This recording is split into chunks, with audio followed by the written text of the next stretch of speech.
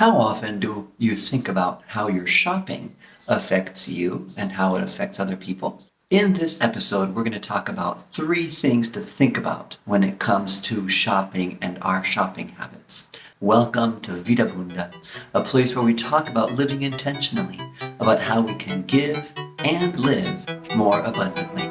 Let's get started.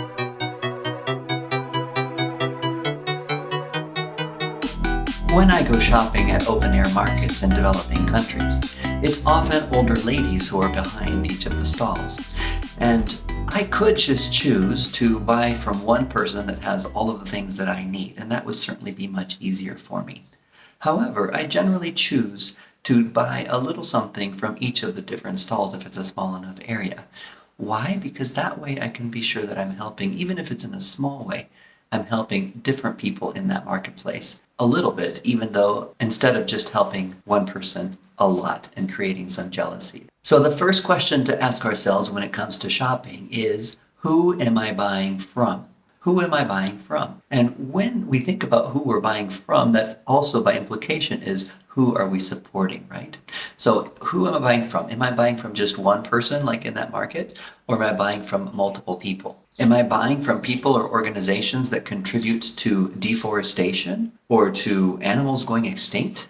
Am I buying from people who produce that product nearby so that there weren't quite as many expenses in transport costs to get that product in front of me right now today, or so much pollution to transport the product to that place? Who am I buying things from? And this begins to change our own lives too, because especially if you go back and do multiple people each time, over time you'll be building relationships with those vendors. And you might get to know a bit more about their families, and that can also begin to impact your own life as you do that. So the first question is, who am I buying from? The second question is, how much do I know about the conditions under which this product was made? How much do I know about the conditions under which these things were produced? And the first question that goes along with that, of course, is, well, where was this made? Which country was it made in? And does that producer actually have a good reputation for treating employees fairly? Were the people who labored to make this product fairly compensated for their work? You know, sometimes when we go for just the absolute cheapest thing, indirectly we are contributing to a system of evil, a system in which the people who are actually working to make that product are not being treated very well. They might be working in terrible conditions, and yet we are supporting that by purchasing the lowest price item. Is my purchase somehow contributing to an evil system that causes other people to suffer? And the third question as we think about shopping is, what changes or change could I make in my own shopping habits? Which things could I realistically purchase from a local producer instead of a large corporation? Now, don't get me wrong. I understand there's a great place in the world for large corporations, and many of them produce wonderful products and treat people well. That's great. But if there's a local producer in your area that's creating something that's just as good, maybe even better than what the large corporation is producing, why not support that local producer? Are there some things that perhaps I need to pay a little bit higher price for in order to ensure that the people who actually made that item are more fairly compensated? And this is, of course, hard because generally we're looking for the best bargain.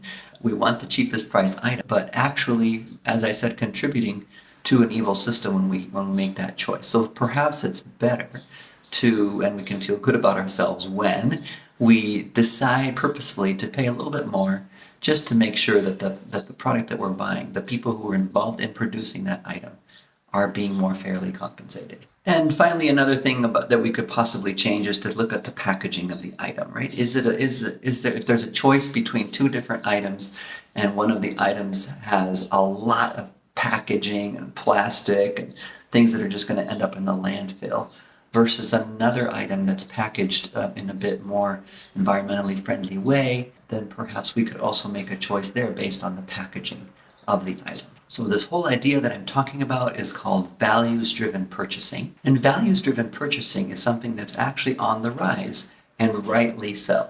Why? Because it shows that it actually increases well-being when we make our purchasing decision based on our values. So our life can, in fact, begin to change. We can increase a better sense of well-being when we make purchasing decisions based on our values, that values-driven purchasing.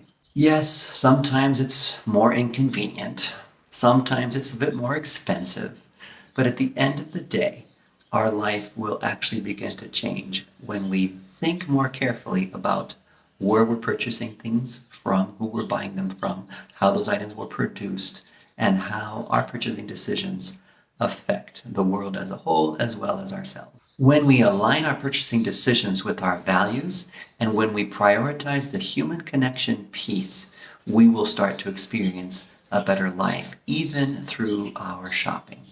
If you would like some help on thinking through your own shopping decisions and how you might be able to make some changes in that to have a better life, we offer a free tool on intentional shopping.